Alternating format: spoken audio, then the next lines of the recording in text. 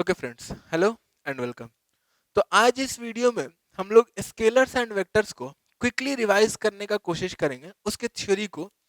और ये जो क्विक थ्योरी रिवीजन सीरीज है, ये काम कैसे करता है अगर वो जानना है तो इंट्रोडक्शन वीडियो आई बटन में आ रहा है, उस पर क्लिक करके देख सकते हो कि ये सीरीज कैसे काम करता है। अगर ब्रीफ में बताया जाए तो इस सीरीज में हम लोग थ्योरी को क्विकली रिवाइज करने का कोशिश करें। थ्योरी यानी कि बेसिक कॉन्सेप्ट्स, जनरल फार्मूला जो यूज किया जाता है उस चैप्टर में, इन सबको क्विकली रिवाइज करने का कोशिश कर रहे हैं। और साथ ही साथ ऐसा नहीं करना है कि केवल थ्योरी पढ़ के ही रिवीजन खत्म हो गया। इसके साथ ही साथ एक और क्विक रिवीजन थ्रू क्वेश्चंस करके प्लेलिस्ट है यूट्यूब पर ही, उसका भी लिंक आई बटन में मिल जाएगा। उस पर भी हम लोग जा करके इस चैप्टर से रिलेटेड क्वेश्चंस कर सकते हैं। ठीक है, तो अब स्केलर्स एंड वेक्टर्स जो चैप्टर है, इसमें अपने को सबसे पहले स्केलर्स और वेक्टर्स के बारे में जानना है कि स्केलर्स क्या है और वेक्टर्स क्या है। जैसे अगर हम तुमसे पूछें कि ये मार्कर का वेट कितना है, तो इस मार्कर का वेट कितना है, मान लेते हैं 12 ग्राम। ऐसा बोलोगे कुछ 12 ग्राम है सर, ठीक है। अब 12 ग्राम अगर इस मार्कर का वेट है तो पूछना पड़ा क्या कि सर मार्कर को आप चौक को ऐसे रखे हो या ऐसे रखे हो या ऐसे रखे हो? नहीं, वेट जो है, जो मास है 12 ग्राम्स, वो मास 12 का 12 ही है, चाहे चौक का ओरिएंटेशन यहाँ पर जो भी हो। ठीक है, जैसे ये चौक, इसका वेट वही, ओरिएंटेशन चाहे जो भी हो। मेरा वेट मेरा वेट हम सोए रहे तब भी 90 kg, 95 kg, हम ऐसे खड़ा है तब भी 90 95 kg, 90 95 फ्लक्चुएट करते रहता है। ठीक है, तो अब वेट जो है नहीं बताना पड़ रहा। जैसे अगर हम किसी डॉक्टर के पास जाते हैं, उससे पूछते हैं कि पतला होने के लिए हमको रोज कितना दौड़ना पड़ेगा, वो लगभग अपना कैलकुलेशन करके बताता है कि आपको रोज 2 किलोमीटर वॉकिंग करना पड़ेगा और साथ ही साथ 500 मीटर रनिंग करना पड़ेगा। ठीक है, अब 2 किलोमीटर वॉकिंग और साथ ही साथ 500 मीटर अगर हमको रनिंग करना है, तो क्या डॉक्टर ये बताएगा कि नहीं आपको सीधा सीधा ही वॉक करना है, आप जैसे करिए, गोल गोल राउंड एंड राउंड वॉक करिए, कोई फर्क नहीं पड़ने वाला उसको। ठीक है, उसको डिस्टेंस से मतलब कितना डिस्टेंस आप चल रहे हैं। ठीक है, तो ये जो क्वांटिटी डिस्टेंस है, इसमें अपने को डायरेक्शन बताने का जरूरत नहीं है, केवल और केवल उसका मैग्नीट्यूड बता देंगे। जैसे 2 किलोमीटर, तो 2 उसका न्यूमेरिकल वैल्यू हो गया, किलोमीटर उसका यूनिट हो गया। ठीक है, अब अगर जैसे कुछ क्वांटिटीज होता है, जैसे अगर हम तुमसे बोले कि हम, ठीक है, हम 5 मीटर चले, 2 किलोमीटर चलना था, उसमें से हम 5 मीटर चले या 1 मीटर चले, मान लेते हैं 1 मीटर चले, तो 1 मीटर चले तो अब हम फाइनली किस पोजीशन पे हैं? क्या हम यहाँ हैं 1 मीटर चल के, या हम इधर फ्रेम से ऐसे बाहर चले गए 1 मीटर चल के? तो ये जो पोजीशन है, 1 मीटर चले तो अब कहाँ है, तो ये पोजीशन जो है, ये बताने के लिए तुमको जरूरी होगा कि हम किधर जा रहे हैं, डायरेक्शन का रिक्वायरमेंट पड़ेगा। ठीक है, तो ऐसा ही कुछ क्वांटिटीज होता है जिसमें डायरेक्शन का जरूरत पड़ता है मैग्नीट्यूड के साथ साथ, उनको वेक्टर्स बोलते हैं। जिनमें केवल मैग्नीट्यूड से काम चल जाता है, उनको हम क्या बोलते हैं, स्केलर्स बोलते हैं। ठीक है, और ऐसा ही एक तीसरा क्वांटिटी भी होता है, टेंसर्स, जो कि अपने सिलेबस में तो नहीं है लेकिन थोड़ा सा ब्रीफ कर देते हैं उसके बारे में। टेंसर्स क्या होता है, अपने सिलेबस में जो भी टेंसर्स है उसको स्केलर्स बोला जाता है। ठीक है, बट टेंसर्स ऐसा क्वांटिटी होता है जिनके पास मैग्नीट्यूड होता है, डायरेक्शन भी होता है, बट उसमें अपने पास इससे कोई मतलब नहीं होता है कि उसका डायरेक्शन जो है, तो उसका एडिशन जो है, उनके बीच में एंगल्स कितना है। जैसे समझाते हैं ये कहानी क्या बोले। ठीक है, जैसे अगर हम बोले कि हम 1 मीटर उधर गए, फिर वापस 1 मीटर वहां से कहीं और चले गए, ठीक है, तो अब ये दोनों जो 1 1 मीटर चले हैं, अगर ये सेम डायरेक्शन में तो हम 2 मीटर चले हैं टोटल। अगर ये ऑपोजिट डायरेक्शन में तो हम 1 भी मीटर नहीं चले, 0 मीटर चले, मेरा डिस्प्लेसमेंट 0 है। ठीक है, लेकिन अगर वही बोला जाए कि ये पेन का मास 10, चौक, ये चौक का मास 10 ग्राम, ये दोनों का कंबाइंड मास कितना, तो 22 ग्राम। इसमें कुछ नहीं बताना पड़ेगा कि ये चौक अगर ऐसा रखा ये चौक ऐसा रखा, तो कोई फर्क नहीं पड़ने वाला। ठीक है, तो ये अलजेब्रा एडिशन जो है, ये केवल स्केलर्स के लिए ही ट्रू है, वेक्टर्स के लिए ये अलजेब्राइक एडिशन ट्रू नहीं है। ठीक है, लेकिन टेंसर्स ऐसा क्वांटिटी है जिनके पास मैग्नीट्यूड और डायरेक्शन दोनों है, लेकिन अलजेब्राइक एडिशन को फॉलो करता है, अलजेब्राइक एडिशन या सब्ट्रैक्शन। ठीक है, जैसे करंट एक बहुत ही वेल नोन टेंसर क्वांटिटी है, जिसमें अगर देखा जाए, जैसे ये वायर है, ठीक है, इस वायर में करंट है, मान लेते हैं 5 एम्पियर्स। तो ये 5 एम्पियर्स करंट अगर बताया जाए तो तुम पूछोगे किधर है सर, इधर है या इधर है? ठीक है, तो सही बात है, करंट का डायरेक्शन पूछना पड़ रहा है।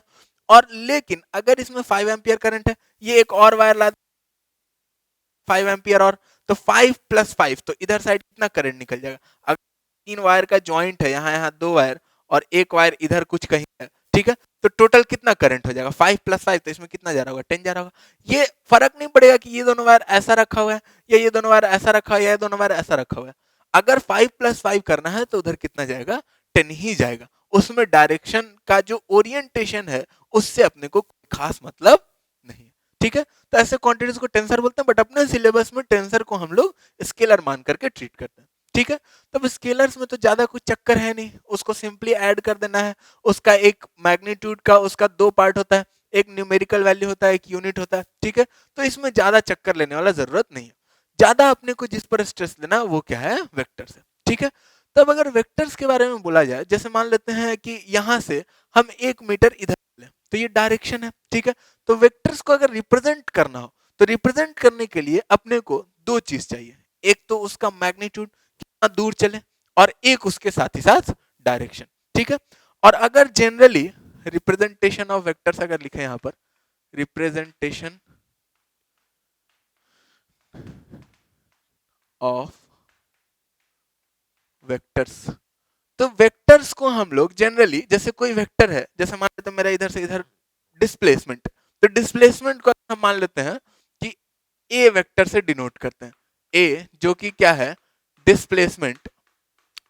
तो ये वेक्टर अपने पास, इसको हम ऐसा भी लिख सकते हैं, which is equal to 5 metre, मान लेते हैं 5 मीटर हम इधर चले, 5 मीटर टूवर्ड्स टूवर्ड्स ईस्ट, ये हो गया इसका रिप्रेजेंटेशन। 5 मीटर टुवर्ड्स ईस्ट, हम 5 मीटर किधर चले, ईस्ट के टुवर्ड्स चले। ये तो एक तो डायरेक्टली ऐसे लिख सकते हैं, या फिर वेक्टर को रिप्रेजेंट करने के लिए अपने पास ईस्ट इधर, नॉर्थ इधर, ऐसा कुछ बनाते हैं हम लोग, ईस्ट नॉर्थ साउथ वेस्ट। ठीक है, तो उसको रिप्रेजेंट करने के लिए या तो हम लोग ऐसे 5 मीटर लंबा एक लाइन बना सकते हैं, लेकिन 5 मीटर लंबा लाइन बनाना भी पॉसिबल नहीं है। ठीक है, तो हम लोग क्या करते हैं कि लेंथ जो लाइन का है वो प्रोपोर्शनल बनाते हैं 5 मीटर के। प्रोपोर्शनल यानी कि अगर 5 मीटर लाइन के लेंथ को यहाँ हम मान लेते हैं 15 सेंटीमीटर से दिखा रहे हैं, तो वहीं पर अगर 1 मीटर के लाइन को लेंथ को दिखाना होगा तो उसको कितना सेंटीमीटर से दिखाएंगे, 3 सेंटीमीटर से दिखाएंगे। ठीक है, तो यहाँ पर ये एक वेक्टर हो गया, इसका जो एरो का डायरेक्शन है ये किधर होगा, ईस्ट की तरफ होगा। ठीक है, और इसके मैग्नीट्यूड को हम ऊपर लिख सकते हैं 5 मीटर। ठीक है, अब यहीं पर अगर 1 मीटर बनाना होगा तो उसको थोड़ा छोटा बनाएंगे। ठीक है, अगर यहीं पर ऐसा 1 मीटर का वेक्टर बनाना होगा तो उसको थोड़ा हम छोटा बनाएंगे, ऐसा छोटा सा। ठीक है, हाँ, अब अगर कोई बोले कि सर यहाँ पर 10 किलोमीटर का वेक्टर था और इसके बगल में 1 मीटर बनाना हो, तो पता ही नहीं चलेगा 1 मीटर। तो इसलिए हम लोग कभी कभी उसको, इस रूल को नेग्लेक्ट भी कर देते हैं और केवल वेक्टर के ऊपर उसका मैग्नीट्यूड लिख के बता देते हैं कि ये वेक्टर कितना बड़ा है, वो फील अपने को हो जाए। ठीक है, तो ये वेक्टर्स का रिप्रेजेंटेशन हो गया। अब वेक्टर्स का कुछ एक टाइप्स होता है, वो टाइप्स क्या होता है वो हम लोग देख लेते हैं। ठीक है, टाइप्स ऑफ वेक्टर्स में सबसे पहला अपने पास लोकलाइज्ड एंड डीलोकलाइज्ड वेक्टर्स। जैसे कुछ वेक्टर्स ऐसा होता है जिनके पोजीशन से कोई फर्क नहीं पड़ता, वेक्टर कहाँ बना रहे हैं हम दुनिया में उससे कोई फर्क नहीं पड़ता, लेकिन कुछ वेक्टर्स ऐसा होता है जिनके पोजीशन से फर्क पड़ता है। तो जिनके पोजीशन से कोई फर्क नहीं पड़ने वाला वैसे वेक्टर्स को बोलते हैं हम लोग डीलोकलाइज्ड वेक्टर्स। ठीक है, लेकिन जिनके पोजीशन से फर्क पड़ने वाला है वैसे वेक्टर्स को हम लोग बोलते हैं लोकलाइज्ड वेक्टर्स। ठीक है, जैसे अगर लोकलाइज वेक्टर का एक एग्जांपल दिया जाए कि पोजीशन से कैसे फर्क पड़ेगा, जैसे मान लेते हैं कि एक दरवाजा है। ठीक है, यहाँ पर इसका एक्सिस है, मतलब इसके अबाउट ऐसे ही खुलेगा बंद होगा। ठीक है, अब अगर हम यहाँ पर फोर्स लगाएंगे तो ये स्लोली स्लोली खुलेगा, अगर हम इसके एंड पर एकदम फोर्स लगाएं तो ये जल्दी से फास्ट खुलेगा। अगर इक्वल मैग्नीट्यूड का फोर्स लगाना है तो फोर्स तो इक्वल मैग्नीट्यूड का ही है, लेकिन पोजीशन क्या है फोर्स का उससे फर्क पड़ रहा है। तो वैसे वेक्टर्स को बोलते हैं लोकलाइज्ड वेक्टर्स, और जिनके पोजीशन से कोई फर्क नहीं पड़ने वाला है वैसे वेक्टर्स को बोलते हैं हम लोग डीलोकलाइज्ड वेक्टर्स। ठीक है, अब अगर बात किया जाए कि डीलोकलाइज्ड कोई वेक्टर है, जैसे कोई वेक्टर ये डीलोकलाइज्ड है, इधर साइड डायरेक्शन है, तो क्या हम इसको पोजीशन को कहीं भी चेंज कर सकते हैं, क्या ऐसा कर सकते हैं? वेक्टर के पोजीशन को चेंज करने में अपने को हमेशा ध्यान रखना है कि उसका मैग्नीट्यूड, डीलोकलाइज्ड का पोजीशन हम आराम से चेंज कर सकते हैं, लेकिन उसका मैग्नीट्यूड सेम रह जाना चाहिए और डायरेक्शन भी सेम रह जाना चाहिए। यानी कि डीलोकलाइज्ड वेक्टर्स का हम लोग केवल और केवल पैरेलल ट्रांसलेशन ही कर सकते हैं। ठीक है, ऐसा नहीं कि कोई भी ट्रांसलेशन कर दिए, कैसे भी उठा करके यहां से यहां रख दिए तो वेक्टर सेम ही रहेगा, वेक्टर सेम नहीं रहेगा। ठीक है, और इसी तर्ज पर दूसरा वाला है अपना इक्वल वेक्टर्स। इक्वल वेक्टर्स क्या होता है? दो दो वेक्टर्स इक्वल कब होगा? जब दोनों सेम फिजिकल क्वांटिटी को रिप्रेजेंट करेगा। इक्वेट तभी कर सकते हैं हम, दो फिजिकल क्वांटिटी को इक्वेट कब कर सकते हैं? जब दोनों का डायमेंशन क्या हो, सेम हो, या दोनों सिमिलर फिजिकल क्वांटिटीज को रिप्रेजेंट कर रहा हो। ये यूनिट्स एंड डायमेंशंस में बताए थे। ठीक है, तो अब दोनों सेम फिजिकल क्वांटिटी को रिप्रेजेंट कर रहा हो, दोनों का मैग्नीट्यूड सेम हो और दोनों का डायरेक्शन भी क्या हो, सेम हो, वैसे वेक्टर्स को हम लोग क्या बोलते हैं? Equal vectors. ठीक है। तीसरा अपने पास zero oblique null vector. Zero vector क्या है, जैसे अभी एक एग्जांपल दिए, 1 मीटर हम उधर गए, फिर वापस चल के 1 मीटर इधर आ गए, तो अब मेरा डिस्प्लेसमेंट क्या है, जीरो, लेकिन डिस्प्लेसमेंट तो वेक्टर है, तो वैसे वेक्टर्स को बोलते हैं हम लोग क्या, जीरो वेक्टर। ठीक है। जैसे दो इक्वल वेक्टर्स को अगर हम सब्ट्रैक्ट कर दे एक दूसरे में से, जैसे एक वेक्टर उधर फिर उसी का उल्टा एक वेक्टर इधर, तो वो दो इक्वल वेक्टर्स को अगर हम सब्ट्रैक्ट कर दें तो वो कैसा वेक्टर मिलेगा अपने को, जीरो वेक्टर मिलेगा। ठीक है। चौथा, यूनिट वेक्टर। अब यूनिट वेक्टर क्या होता है, जैसे यहां पर बता 5 मीटर ईस्ट, ठीक है। अब इसके डायरेक्शन में अगर यूनिट वेक्टर बनाना, यूनिट वेक्टर यानी कि उसका मैग्नीट्यूड 1, ठीक है, यूनिट वेक्टर का मैग्नीट्यूड 1, तो हम क्या करेंगे, इसको अगर 1 मीटर टुवर्ड्स ईस्ट बनाना है तो इसमें हम क्या करेंगे, इसके मैग्नीट्यूड से डिवाइड कर देंगे, 5 से डिवाइड कर देंगे, तो ये क्या बन जाएगा, यूनिट वेक्टर बन जाएगा। तो यहाँ 5 मीटर का क्या बन जाएगा, 1 मीटर बन जाएगा। ठीक है। और यूनिट वेक्टर एक स्पेशल टाइप का वेक्टर है, इसको हम लोग ऐसे भी रिप्रेजेंट कर सकते हैं ऊपर एरो लगा करके, लेकिन चूंकि ये स्पेशल टाइप का वेक्टर है तो इसके स्पेशलिटी को फोकस के लिए हम लोग इसको ए के ऊपर एक ऐसा कैप या हैट डिनोट करते हैं, ए कैप बोलते हैं इसको। ठीक है। तो ए कैप से डिनोट करते हैं, जहां पर ए कैप क्या है, ए वेक्टर डिवाइडेड बाय ए का मैग्नीट्यूड। का मैग्नीट्यूड अगर हम इसमें ऐसा दो बार लगा दें इधर इधर तो उसको बोला जाता है मैग्नीट्यूड, जैसे मॉडुलस वाला कहानी था। ठीक है। वैसे ही ये ए का मैग्नीट्यूड। ठीक। फिर फिफ्थ में बोल रहे हैं अपने पास कोलिनियर वेक्टर्स या पैरेलल वेक्टर्स। ठीक है।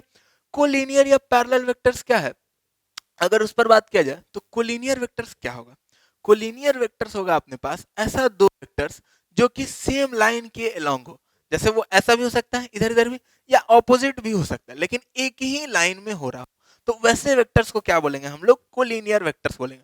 जैसे फिफ्थ नंबर का अगर लिखा जाए कोलिनियर वेक्टर्स, तो ये दो वेक्टर्स जो है, ये दो वेक्टर्स कोलिनियर है।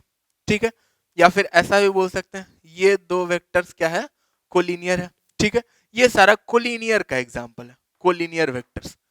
अगर इसी में पैरेलल वेक्टर्स बनाना हो तो पैरेलल यानी कि दो वेक्टर्स जो है वो एक दूसरे के क्या है, पैरेलल है। जैसे एक ये वेक्टर हो गया, एक ये वेक्टर हो गया, ये दोनों वेक्टर क्या है, एक दूसरे के पैरेलल है, पैरेलल वेक्टर्स। ठीक है। तो अब अगर वेक्टर्स अपना डीलोकलाइज्ड है, डीलोकलाइज्ड है, तो हम लोग बोलेंगे कि ये जो पैरेलल वेक्टर्स है, ये पैरेलल वेक्टर्स को हम लोग यहां से शिफ्ट करके यहां ले जाएंगे और बोल सकते हैं कि इसको हम लोग पैरेलल शिफ्ट कर सकते हैं, यहां से शिफ्ट करके यहां ले जाएंगे तो ये कोलिनियर बन गया।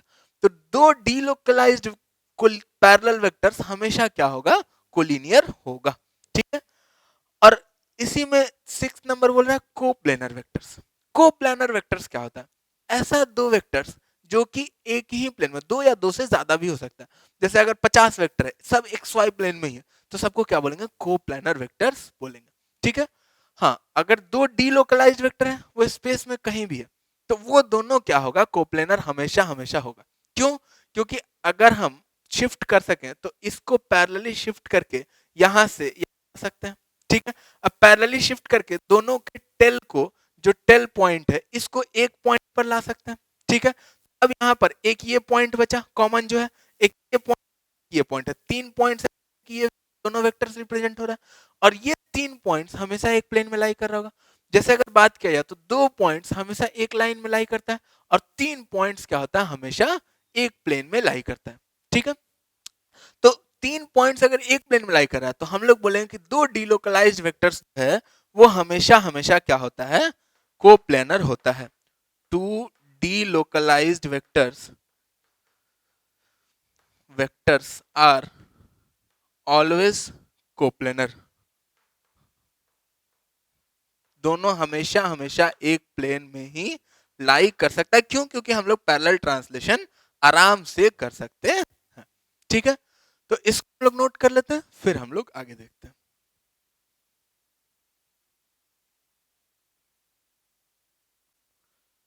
ओके।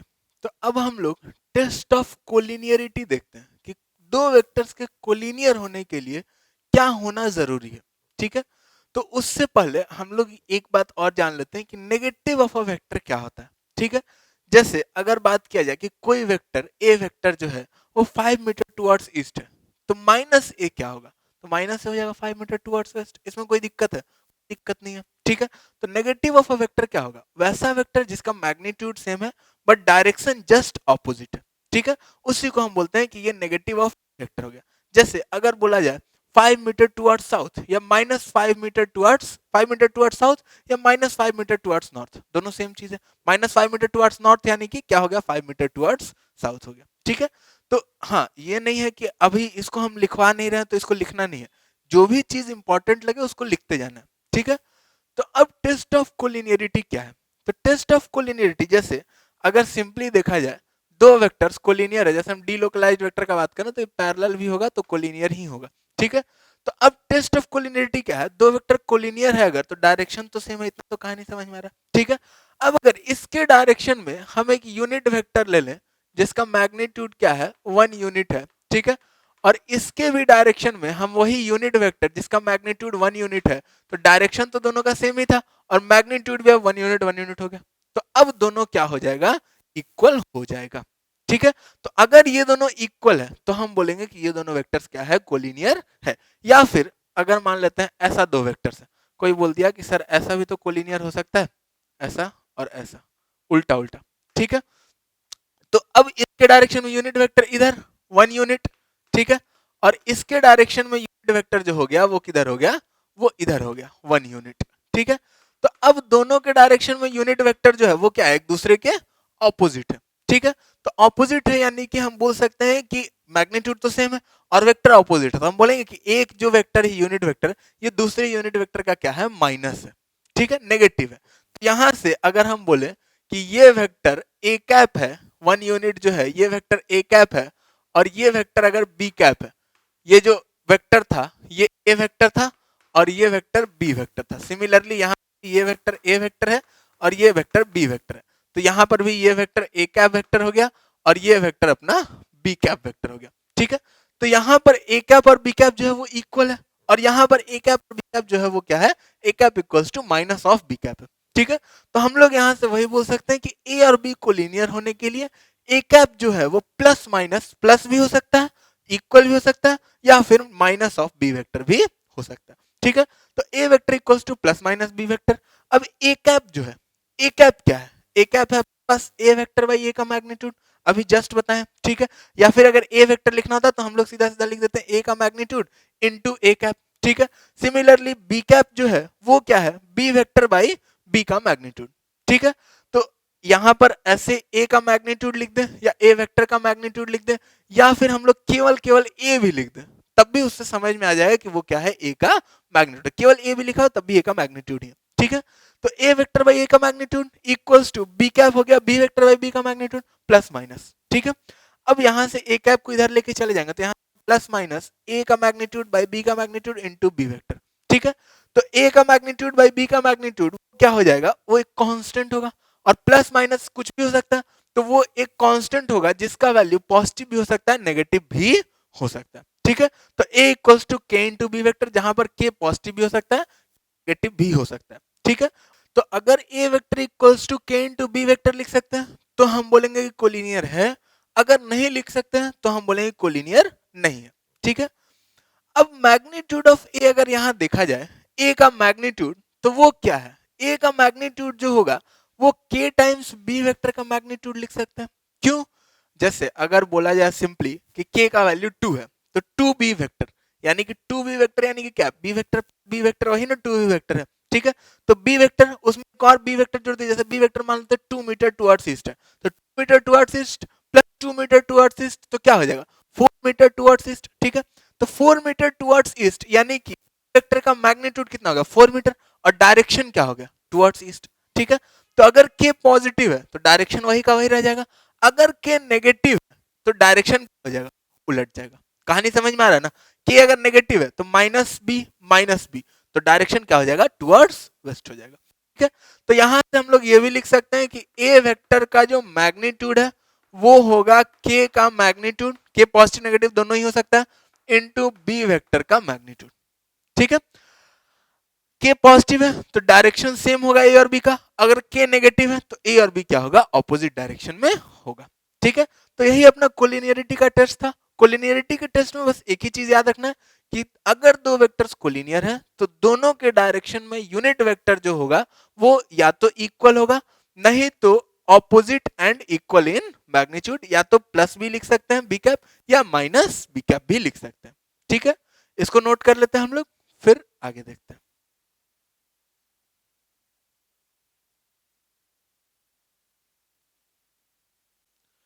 ओके, तो अब हम लोग देखते हैं कि वेक्टर्स को ऐड या सब्ट्रैक्ट कैसे किया जाता है। ठीक है, जैसे एडिशन अगर करना है दो वेक्टर्स का, मान लेते हैं सिंपली ऐसा समझते हैं कि कोई आदमी पहले यहां से यहां गया, ठीक है, फिर यहां से यहां गया, ठीक है, तो अभी उसका फाइनल डिस्प्लेसमेंट अगर बताना है तो वो फाइनल डिस्प्लेसमेंट क्या होगा, ऐसा कुछ हो जाएगा, इनिशियल और फाइनल पोजीशन।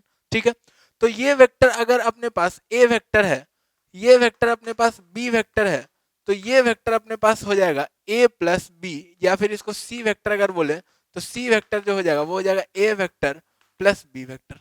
ठीक है, ऐसे ही अगर अपन लोग b वेक्टर को यहां से बना ले तब अपने पास कैसा कुछ कहानी दिखेगा, तब अपने पास कुछ कहानी ऐसा दिखेगा, ये a वेक्टर है अपने पास, ये a वेक्टर है, b वेक्टर को अपन यहां से बना लिया, ठीक है, ऐसा b वेक्टर, ये b वेक्टर है, और अब a प्लस बी जो होगा, फिर से a प्लस बी तो यही रहने वाला है क्योंकि दो वेक्टर का एडिशन करना है तो a प्लस बी तो यही रहेगा। ठीक है, और b को हम पैरेलली यहां से यहां शिफ्ट कर लिए। ठीक है, तो अब जो अपना रिजल्टेंट होगा, अगर b को हम यहां से बनाए तो ये कैसा पैरेललोग्राम दिख रहा है। ठीक है, तो ये ऐसा पैरेललोग्राम जो दिख रहा है ऐसा, ये पैरेललोग्राम का ये वाला डायगोनल जो है, ये डायगोनल अपने पास क्या हो जाएगा, सी वेक्टर हो जाएगा, जो कि क्या है ए वेक्टर प्लस बी वेक्टर। ठीक है, इसको बोलते हैं हम लोग ट्रायंगल लॉ, ट्रायंगल लॉ, और इसको बोलते हैं हम लोग पैरेललोग्राम लॉ। ठीक है, पैरेललोग्राम लॉ, बेसिकली ये दोनों लॉ एक ही है, इसमें कुछ अलग नहीं है, ये दोनों लॉज एक ही है, बस एक का नाम है ट्रायंगल लॉ, एक का नाम है पैरेललोग्राम लॉ। ठीक है, अब इसी में अगर मान लेते हैं एक दो से ज्यादा वेक्टर्स है, जैसे ए वेक्टर यहां हो गया, ठीक है, बी वेक्टर यहां हो गया, और a प्लस बी तो अपने को पता चल चुका है, a प्लस बी अपने पास क्या है, ये है अपने पास a प्लस बी।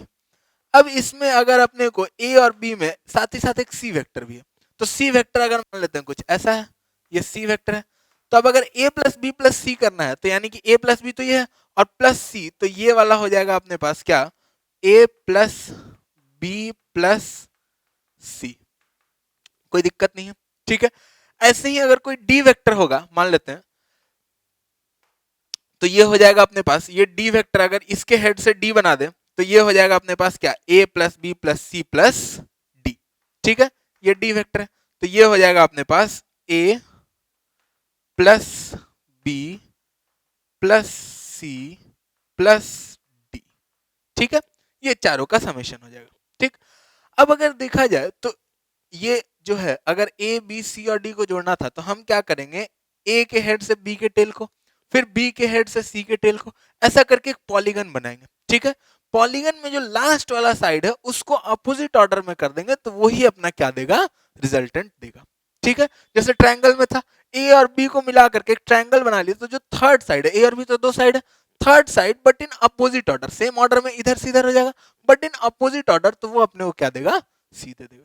ठीक है, और यही सी जो है इसको बोलते हैं resultant of A and B, A और बी का समेशन है। ठीक है, अब अगर सी का मैग्नीट्यूड निकालना है तो इसमें अगर देखा जाए तो ये बी है अपने पास, ए और बी के बीच का एंगल क्या होगा, जैसे अगर यहाँ दिखाया जाए तो ए और बी के बीच के एंगल को ये नहीं बोलेंगे, क्यों, क्योंकि एंगल बिटवीन वेक्टर्स हम लोग ऐसे डिफाइन करते हैं कि दो वेक्टर्स जब दोनों का हेड या दोनों का टेल एक कॉमन पॉइंट पर है तो जो छोटा वाला एंगल है उसी को बोला जाता है एंगल बिटवीन वेक्टर्स। अभी इस केस में तो दोनों का हेड या टेल एक कॉमन पॉइंट पर नहीं है, लाने के लिए क्या करेंगे, ए वेक्टर को आगे खसकाएंगे तो ए वेक्टर यहाँ कहीं दिखेगा, तो अब दोनों का टेल एक कॉमन पॉइंट पर आएगा, तब हम बोलेंगे कि एंगल जो है वो एंगल बिटवीन वेक्टर्स कौन सा है, ये है थीटा, और इसी को बोला जाएगा क्या, angle between A vector and B vector. ठीक है, जैसे यहां पर अगर वो, तो यहां पर तो टेल टेल सेम ही पॉइंट पर है। ठीक है, तो यहां पर तो सीधा सीधा ये वाला क्या हो जाएगा, थीटा, जो कि angle between A and B हो जाएगा। और अगर यहां पर देखा जाए तो अगर सी का मैग्नीट्यूड निकालना है तो अब अपने को केवल और केवल खेलने किसके साथ आता है, राइट एंगल ट्रायंगल के साथ खेलने आता है। इसका मैग्नीट्यूड है अपने पास बी, और ये एंगल कितना है, ये थीटा है तो ये भी थीटा, तो ये वाला डिस्टेंस कितना हो जाएगा, ये वाला डिस्टेंस हो जाएगा अपने पास कितना, b cos थीटा, यहाँ पर लिख सकते हैं ना cos theta equals to base by hypotenuse, और ये वाला डिस्टेंस अपने पास क्या हो जाएगा, ये वाला डिस्टेंस हो जाएगा अपने पास b sin थीटा। ठीक है, तो अब अगर c का मैग्नीट्यूड का बात किया जाए तो हेयर यह पैरेललोग्राम लॉ लॉ तो हेयर c का मैग्नीट्यूड जो हो जाएगा वो हो जाएगा under root of perpendicular square plus base square. तो परपेंडिकुलर कितना है, b साइन थीटा का स्क्वायर प्लस बेस कितना है, तो बेस है अपने पास a plus B cos theta का स्क्वायर, यही हो जाएगा अपने पास क्या, c का मैग्नीट्यूड।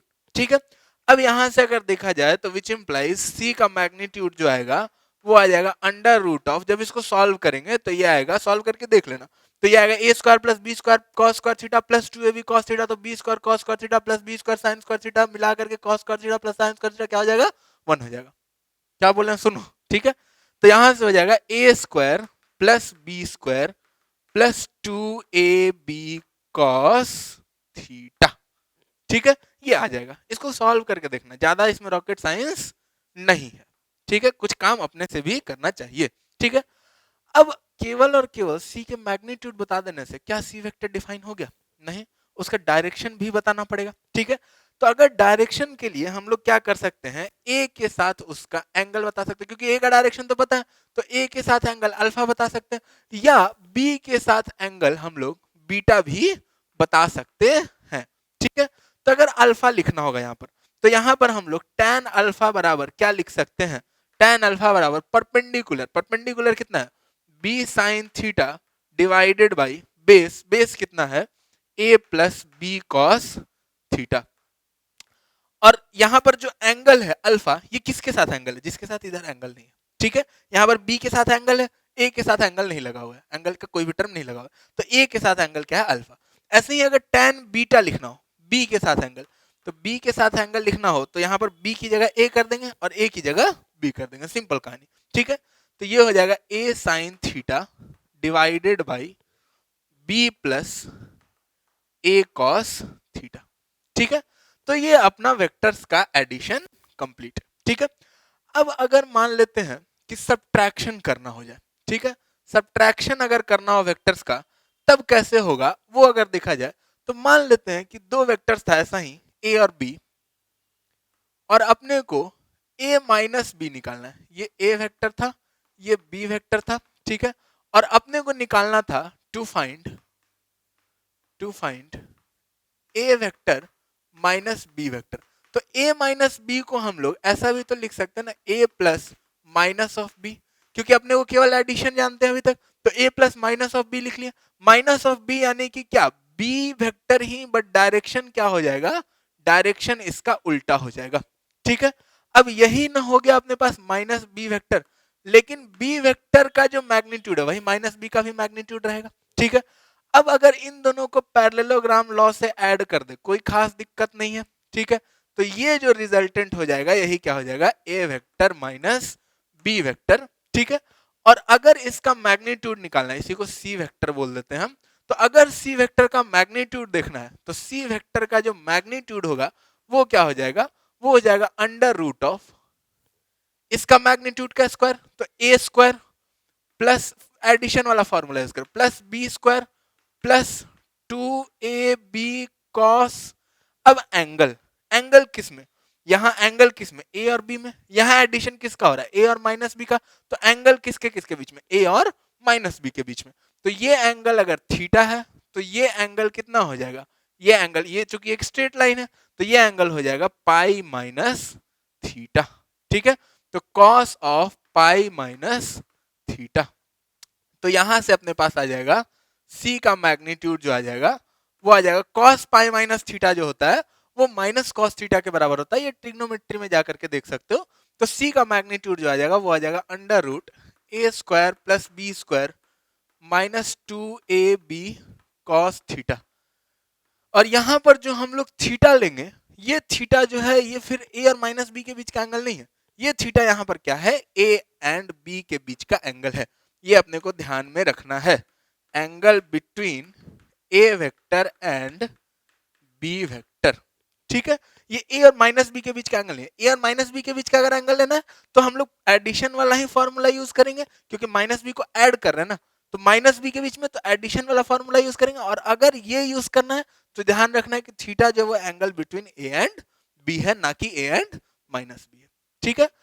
तो ये अपने पास सब्ट्रैक्शन ऑफ वेक्टर्स। अगर इसी में ए के साथ एंगल निकालना है, मान लेते हैं जैसे यहाँ पर था, ठीक है, ए के साथ अगर एंगल निकालना है तो tan अल्फा जो हो जाएगा ये कितना हो जाएगा, ये हो जाएगा b sin थीटा। तो अब sin थीटा की जगह क्या हो जाएगा, sin pi minus theta divided by a plus b cos theta, यानी कि cos पाई माइनस थीटा। अब sin पाई माइनस थीटा क्या होता है, sin पाई माइनस थीटा क्या होता है, नहीं पता तो ट्रिग्नोमेट्री पढ़ो बेटा, नहीं पढ़े हो तो पढ़ लो, नहीं तो बहुत रुलाएगा फिजिक्स में, ठीक है। तो sin पाई माइनस थीटा क्या होता है, sin थीटा। तो b sin theta divided by a minus B cos theta. ऐसे ही tan बीटा भी निकाल सकते हैं, वो हम निकाल के नहीं बताएंगे, ठीक है, वो निकाल के देख लेना। अब मान लेते हैं कि कुछ वेक्टर्स है जो कि जिनका समेशन ऐड होकर के जीरो देने वाला अपने को, ठीक है, रिजल्टेंट जीरो है। तो हम क्या बोल सकते हैं, अगर रिजल्टेंट 3 वेक्टर का जीरो है, यानी कि या पॉलीगन में अगर 4 वेक्टर का रिजल्टेंट जीरो है, यानी कि ये चौथा वेक्टर वहीं एंड हो रहा होगा जहां पे पहला वेक्टर शुरू हो रहा होगा, ठीक है। तो अब अगर हम बोल सकते हैं note vectors will give zero resultant if they form a closed polygon। अगर ये वेक्टर्स एक क्लोज्ड पॉलीगन बना लेता है तब तीनों 3 4 5 जितना भी वेक्टर्स हो वो क्या हो जाएगा, उनका रिजल्टेंट जीरो हो जाएगा, ठीक है। For three vectors to add up to, 3 वेक्टर बहुत ज्यादा यूज होता है, to add up to zero they should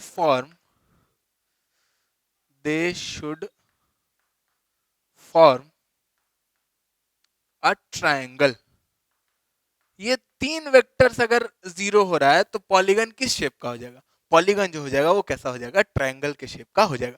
3 में जीरो तो ट्रायंगल। अगर सी मान लेते हैं उल्टा हो जाता तो ए प्लस बी सी के बराबर और उसी का उल्टा वेक्टर उसमें ऐड कर रहे हैं तो वो क्या हो जाएगा, रिजल्टेंट क्या हो जाएगा, जीरो हो जाएगा, ठीक है। तो यही अपना एडिशन और सब्ट्रैक्शन ऑफ वेक्टर्स होता है, इसको नोट कर लेते हैं, फिर हम लोग आगे देखते हैं।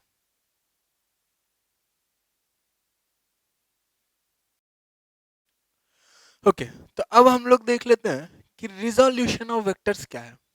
जैसे इसका जरूरत क्यों है वो पहले समझाते हैं। जैसे अगर दो वेक्टर्स सेम डायरेक्शन में हो या ऑपोजिट डायरेक्शन में, मतलब अगर दो वेक्टर्स कोलिनियर हो जाए तो उनको ऐड करना आसान होता है। जैसे अगर दो वेक्टर सेम डायरेक्शन में, एक का मैग्नीट्यूड 2 एक का मैग्नीट्यूड 3, सीधा सीधा ऐड करके बोल देंगे 2 + 3 कितना हो गया, समेशन का मैग्नीट्यूड 5 हो गया। या ऑपोजिट डायरेक्शन में है तो उसका मैग्नीट्यूड 1 हो गया, ठीक है। तो अगर सेम डायरेक्शन में हो तो एडिशन सब्ट्रैक्शन ये सब आसान हो जाता है। इसलिए हम लोग क्या करते हैं कि कोई भी वेक्टर, जैसे अगर मान लेते हैं नॉर्मली अगर 4-5 वेक्टर अपने पास दे दिया तो 4-5 वेक्टर दे दिया तो 2 वेक्टर को ऐड किए, फिर तीसरा आया, फिर उसको दूसरे के साथ ऐड किए, तीसरे वाले के साथ, फिर एक वेक्टर आया, फिर उसको चौथे वाले के साथ ऐड किया, ऐसे करते करते तो दिन बीत जाएगा, ठीक है। 5 वेक्टर के एडिशन में बहुत टाइम लगेगा। तो उसको आसान करने के लिए हम लोग क्या करते हैं, हर एक वेक्टर को, जैसे मान लेते हैं कोई एक वेक्टर वहां पर ए वेक्टर है, ठीक है, तो ए वेक्टर को हम लोग एक्स और वाई कंपोनेंट्स में तोड़ लेते हैं, ठीक है। जैसे अगर ये एक एक्स और वाई प्लेन में है तो ए वेक्टर को हम लोग एक्स और वाई कंपोनेंट्स में तोड़ लेते हैं। कंपोनेंट्स क्या है, जैसे दो वेक्टर को जोड़ करके तीसरा वेक्टर बना सकते हैं, वैसे ही एक वेक्टर को तोड़ करके 2 वेक्टर या 3 वेक्टर बना सकते हैं, ठीक है। अब जैसे अगर एक प्लेन में ही सारा वेक्टर होता, अगर एक प्लेन में ही सारा वेक्टर होता तो हम क्या करते, एक्स और वाई में तोड़ने से अपना काम चल जाएगा, सब वेक्टर को एक्स में वाई में तोड़ लेंगे तो अपना काम हो जाएगा, ठीक है। तो वैसे ही अब इसको ऑब्लिक में भी तोड़ सकते हैं, ऐसा एक्सिस बना के भी तोड़ सकते हैं, लेकिन उसको तोड़ना फिर वापस जोड़ना थोड़ा मुश्किल हो जाएगा। इसलिए हम लोग इसको 90 डिग्री वाले एक्सिस में तोड़ते हैं, जिसको एक को एक्स एक्सिस बोलते हैं, एक को वाई एक्सिस बोलते हैं, ठीक है।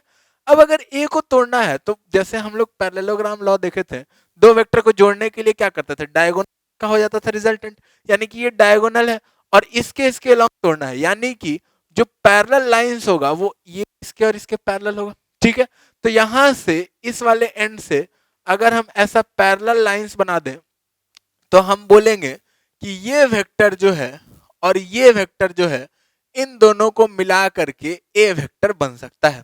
ठीक है, कोई दिक्कत नहीं, पैरेललोग्राम लॉ सेटिस्फाई कर रहा है। इसको हम बोलते हैं ए का एक्स कंपोनेंट ए एक्स और इसको हम बोलते हैं ए का वाई कंपोनेंट ए वाई। ठीक है, किसी वेक्टर का कंपोनेंट किसी लाइन के अलोंग क्या होगा, तो अगर यहां वेक्टर का कंपोनेंट उस लाइन के अलोंग, तो वेक्टर का प्रोजेक्शन, प्रोजेक्शन यानी कि यहां से परपेंडिकुलर डाल देते हैं, परपेंडिकुलर अगर डाल दिए तो जो इसका लेंथ है वही उसका कंपोनेंट होगा। ये स्केलर कंपोनेंट हुआ, ऐसे ही एक वेक्टर कंपोनेंट भी होता है। ठीक है, वो सब बताते हैं। अगर मान लेते हैं अब ये एंगल अल्फा है, ये एंगल बीटा है, तो यहां से एक्स का वैल्यू क्या हो जाएगा, एक्स का वैल्यू हो जाएगा ए कॉस अल्फा, ट्रायंगल वाले में ये एंगल तो 90 डिग्री ही है। ठीक है, और ए वाई का वैल्यू क्या हो जाएगा, ए वाई का वैल्यू हो जाएगा वैसे ही ए कॉस बीटा। तो हम ए वेक्टर को लिख सकते हैं क्या, A vector equals to A cos alpha I cap plus A cos beta J cap. अब ये आई कैप और जे कैप क्या चीज है। ठीक है, जैसे एक्स के लॉन्ग अगर कोई यूनिट वेक्टर, जैसे ये तो ए कॉस अल्फा तो मैग्नीट्यूड हुआ, अब अगर वेक्टर फॉर्म में लिखना है तो हम ए कॉस अल्फा में एक्स के डायरेक्शन में यूनिट वेक्टर से मल्टीप्लाई कर देंगे तो वो अपना वेक्टर फॉर्म में हो जाएगा। तो ये जो वेक्टर है ए कॉस अल्फा आई कैप, तो आई कैप क्या है, आई कैप है यूनिट वेक्टर इन एक्स डायरेक्शन, इन एक्स डायरेक्शन। ठीक है, और अल्फा और बीटा क्या है, एंगल विथ एक्स एक्सिस, और बीटा क्या है, एंगल विथ वाई एक्सिस। ठीक है, फिर ऐसे ही अगर मान लेते हैं कि जेड के साथ जो एंगल है, अगर ये एक्स वाई प्लेन में नहीं, वेक्टर्स पूरे 3D ज्योमेट्री में छितराया हुआ है, सब कुछ एक्स वाई में है, कुछ वाई जेड में है, ऐसा करके, तो एक्स के साथ एंगल अल्फा, वाई के साथ बीटा, और जेड के साथ मान लेते हैं क्या है, गामा है।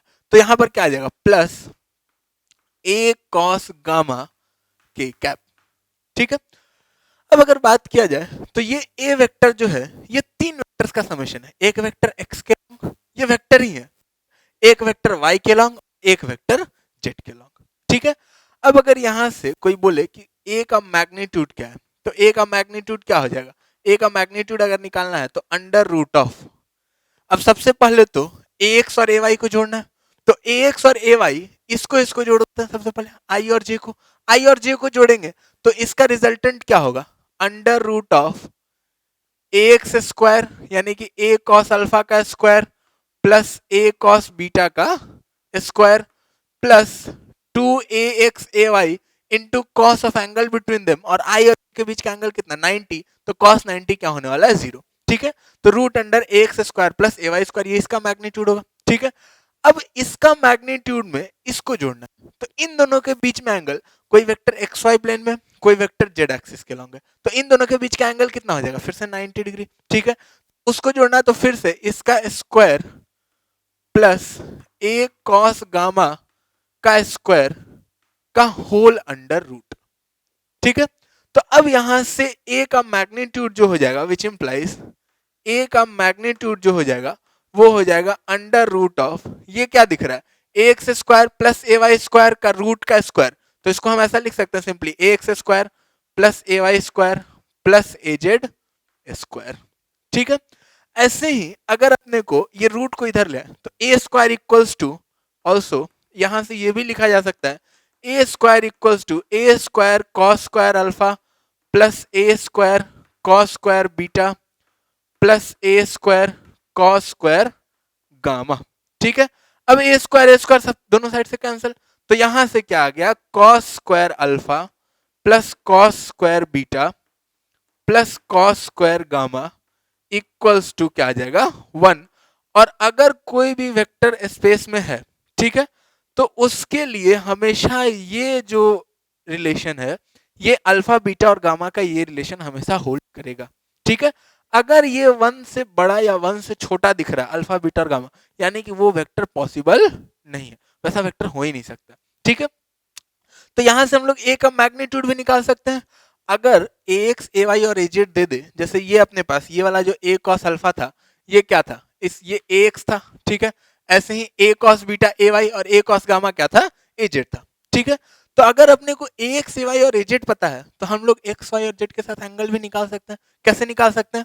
ऑल्सो हम लोग ये भी लिख सकते हैं cos alpha equals to A X over A, क्योंकि ए एक्स जो है वो क्या है, ए कॉस अल्फा है, ठीक है।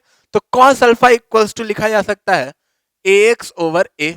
सिमिलरली कॉस बीटा जो लिख सकते हैं वो क्या लिख सकते हैं, ए वाई ओवर ए। और सिमिलरली कॉस गामा जो लिख सकते हैं वो क्या लिख सकते हैं, ए जेड ओवर ए।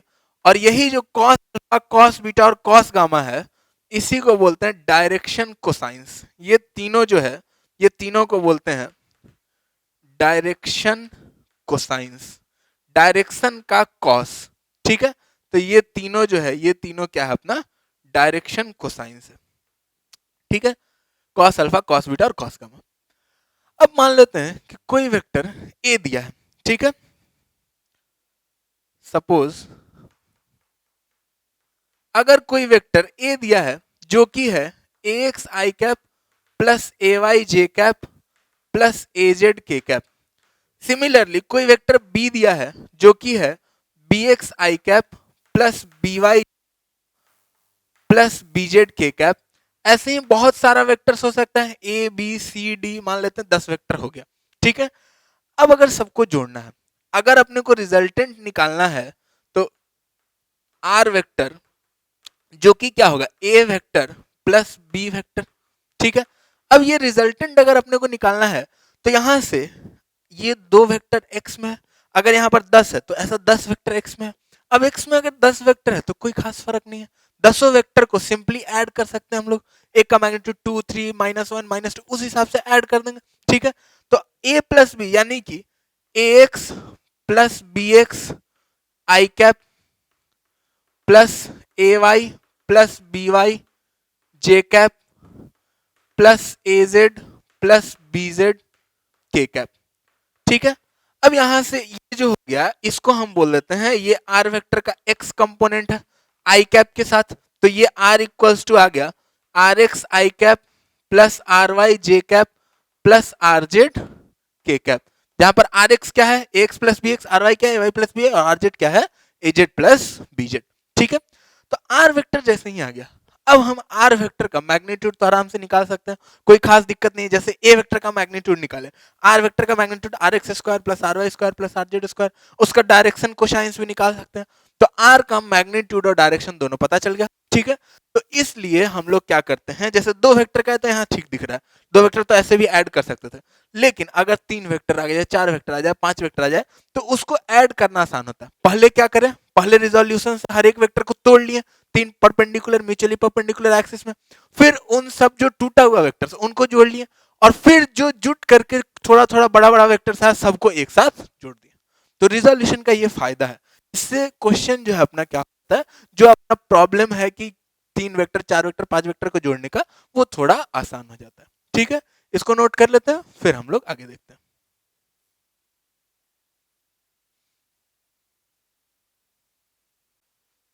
ओके, अब हम लोग वेक्टर्स का एडिशन और सब्ट्रैक्शन देख चुके हैं, अब मल्टीप्लिकेशन और डिवीजन देखेंगे, ठीक है। डिवीजन हम नहीं देखेंगे, डिवीजन अगर पता करना है कि डिवीजन क्या होता है, तो वेक्टर का ही क्विक रिवीजन थ्रू क्वेश्चन है, उस पे जाकर के देख सकते हो कि डिवीजन क्या होता है, ठीक है। अभी हम यहाँ डिवीजन नहीं बताएंगे, ट्विस्ट छोड़ रहे हैं कहानी में, ठीक है। प्रोडक्ट अब जो वेक्टर का होता है वो बेसिकली दो टाइप का प्रोडक्ट होता है।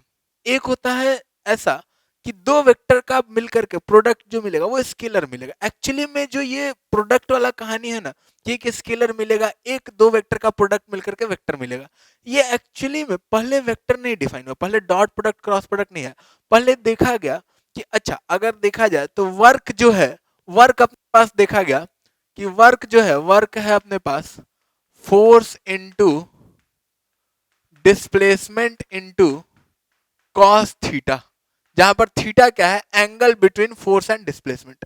ऐसे ही पावर देखा गया, पावर पावर देखा गया अपने पास force into velocity into cos theta, ठीक है।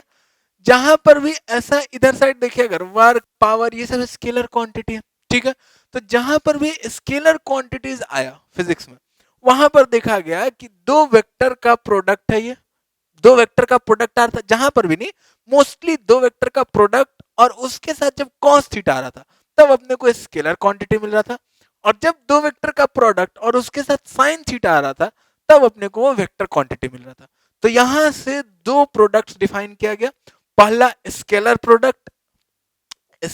प्रोडक्ट और दूसरा वेक्टर प्रोडक्ट, ठीक है। स्केलर प्रोडक्ट को ही हम लोग डॉट प्रोडक्ट भी बोलते हैं, ठीक है। डॉट प्रोडक्ट, क्योंकि इसको हम लोग डिनोट करते हैं बीच में एक डॉट देकर के मल्टीप्लीकेशन को, ठीक है, और क्रॉस में बीच में जैसे हम लोग नॉर्मल मल्टीप्लीकेशन का साइन देते हैं वो देकर के डिनोट करते हैं, ठीक है। तो अब अपने पास स्केलर या डॉट प्रोडक्ट क्या है, जैसे अब अगर अपने पास दो वेक्टर्स है, ठीक है, एक वेक्टर है अपने पास ए वेक्टर, एक वेक्टर है अपने पास बी वेक्टर, ठीक है। अपने को ए डॉट बी निकालना है, ठीक है। तो ए डॉट बी जो है वो क्या होता है, वो होता है इक्वल टू, अब ए डॉट बी करने के लिए दो वेक्टर का प्रोडक्ट करना है, तो एक तो हम कर सकते हैं कि ए का कंपोनेंट बी के अलोंग ले ले, तो ए का कंपोनेंट बी क्या होगा, ए का कंपोनेंट बी के अलोंग, अगर ये एंगल थीटा है तो ये ए कॉस थीटा होगा, अभी देखें हम लोग, ठीक है।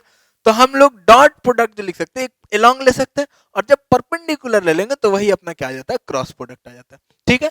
तो जब अलोंग ले लिए तो ए डॉट बी जो आ गया वो क्या आ जाता है, वो आता है बी इंटू